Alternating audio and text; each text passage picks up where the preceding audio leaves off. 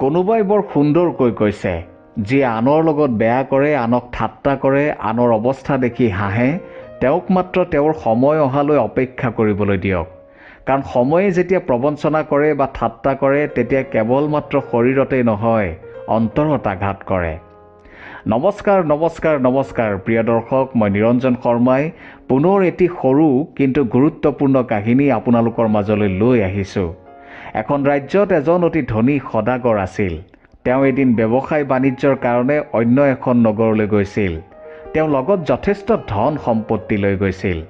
সেয়েহে সেই সকলোবোৰৰ সুৰক্ষাৰ কাৰণে ৩-৪জনমান দেহৰক্ষীকো লগতে লৈ গৈছিল, যাতে ৰাস্তাত তেওঁৰ লগত কোনো দুৰ্ঘটনা যেনে চুৰি ডকাইতি আদিৰ পৰা নিজকে ৰক্ষা কৰিব পাৰে।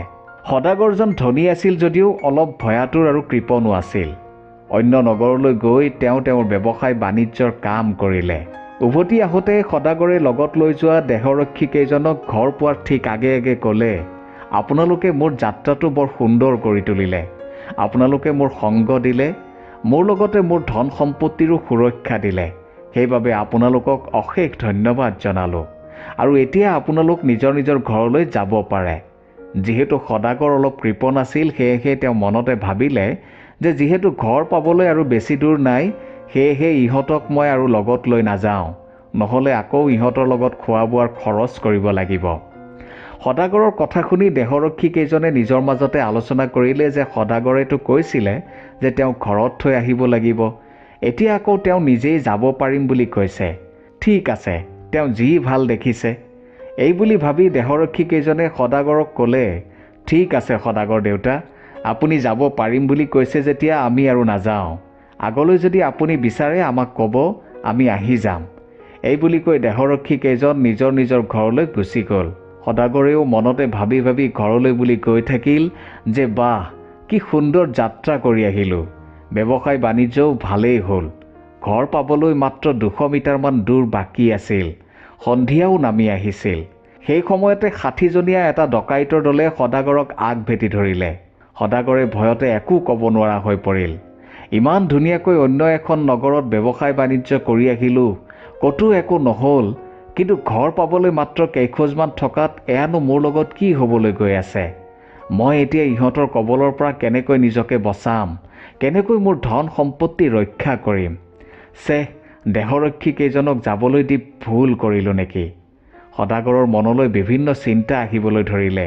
সেই সময়তে ডকাইতৰ দলটোৰ এজনে ক'বলৈ ধৰিলে, সদাগৰ, ভালে ভালে তোৰ লগত যি আছে সকলো উলিয়াই দে, নহ'লে নিজৰ প্ৰাণটো বচাব নোৱাৰিবি। এই কথা শুনি সদাগৰে আৰু ভয় খালে, আৰু ভয়তে সদাগৰৰ কলিজাটো যেন হাতত আহি পৰিল।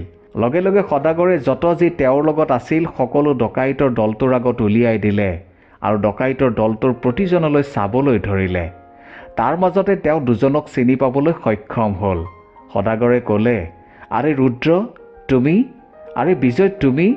তোমালোকে মোৰ লগত এনে কৰিছা? সদাগৰৰ কথা শুনি ৰুদ্ৰ আৰু বিজয়ে মনতে ভাবিলে যে সদাগৰে আমাক চিনি পাইছে। দুয়ো নিজৰ নিজৰ মুখৰ পৰা কাপোৰখন আঁতৰাই ক'লে, সদাগৰ দেউতা, কি কৰিব, আমাৰ দৰিদ্ৰতাই আমাক এনে কৰিবলৈ বাধ্য কৰিছে। তেতিয়া সদাগৰে ক'লে, বাৰু সেইবোৰ বাদ দিয়া, এতিয়া এওঁলোকৰ পৰা মোক বচোৱা। তেতিয়া ৰুদ্ৰ আৰু বিজয়ে ডকাইতৰ দলটোৰ আন সদস্যসকলক ক'লে, বন্ধুসকল, এই সদাগৰৰ লগত আমি এনে কৰিব নোৱাৰোঁ। তেতিয়া আন এজন সদস্যই খঙতে ক'লে, কিয় নোৱাৰিম? আমি যি উদ্দেশ্যেৰে আহিছোঁ তাক সফল কৰিমেই। তেতিয়া ৰুদ্ৰ আৰু বিজয়ে হাতজোৰ কৰি ক'লে, চোৱা বন্ধুসকল, এই সদাগৰৰ লগত আমি বহু বছৰ ধৰি কাম কৰিছোঁ। আমি সদাগৰৰ নিমখ খাইছোঁ, গতিকে নিমখ হাৰামি আমি কৰিব নোৱাৰোঁ। এনেদৰে কিছু সময় ধৰি ৰুদ্ৰ আৰু বিজয়ৰ লগত ডকাইতৰ দলটোৰ বাকী 58জন সদস্যৰ কথাৰ কটাকটি চলিল। অৱশেষত ডকাইতৰ দলটোৱে ৰুদ্ৰ আৰু বিজয়ৰ কথা মানি ল'লে আৰু সদাগৰৰ ধন সম্পত্তিৰ কোনো ক্ষতি নকৰাকৈ ঘৰলৈ যাবলৈ দিলে। সদাগৰৰ মুখলৈ যেন পানী আহিল। সদাগৰ গৈ ঘৰত উপস্থিত হোৱা তেওঁৰ পত্নীয়ে সদাগৰৰ লগতে ব্যৱসায় বাণিজ্যৰ খা খবৰ সুধিলে। তেতিয়া সদাগৰে ক'লে, সকলো ঠিকেই আছিল বুজিছা, কিন্তু মই যেন এতিয়াহে উশাহটো ল'ব পাৰিছোঁ। তেতিয়া সদাগৰৰ পত্নীয়ে সুধিলে, কিয়, কি হ'লনো? তেতিয়া সদাগৰে ডকাইতৰ দলটোৰ লগত ঘটা সকলো কথা বিৱৰি ক'লে, আমাৰ ৰুদ্ৰ আৰু বিজয় নথকাহেঁতেন আজি মই বাচি আহিব নোৱাৰিলোহেঁতেন। সিহঁত 60 জন আছিল। সিহঁতে চাগে ধন সোণৰ লগতে মোকো মাৰি পেলালেহেঁতেন। তেতিয়া সদাগৰৰ পত্নীয়ে ক'লে, মই আপোনাক এটা কথা কওঁ শুনক, সদায় মনত ৰাখিব। সেই 60 জন যে আছিল সেয়া প্ৰকৃততে এঘণ্টাৰ 60 মিনিটৰ সমান।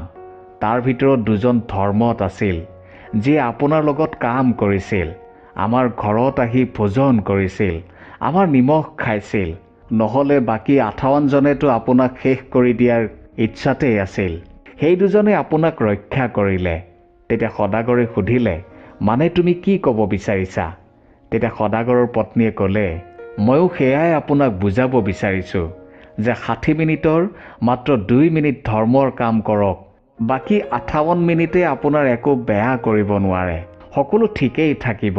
প্ৰিয় দৰ্শক, এইটো বহুতেই সৰু কাহিনী, কিন্তু ইয়াৰ সাৰ যথেষ্ট গুৰুত্বপূৰ্ণ, যিয়ে আমাক এয়াই শিকায় যে জীৱনত যদি আপুনি 2% ভাল কাম কৰে তেন্তে আপোনাৰ জীৱনৰ গতিয়েই সলনি হৈ যাব। আপুনি আশা নকৰাকৈয়ে আপোনাৰ যোগ্য বস্তু আপোনাৰ হাতত আহি পৰিব। মাত্ৰ 2 মিনিট সময় উলিয়াওক। গতিকে কিবা এটা কৰি দেখুৱাওক। সাধাৰণ হৈ থাকিবলৈ যত্ন নকৰিব। যত্ন কৰক অসাধাৰণ কিবা এটা কৰাৰ বাবে। কিন্তু মনত ৰাখিব, সেই অসাধাৰণ কামটোৰ বাবে যাতে আপুনি উদাহৰণ হৈ ৰ'ব পাৰে।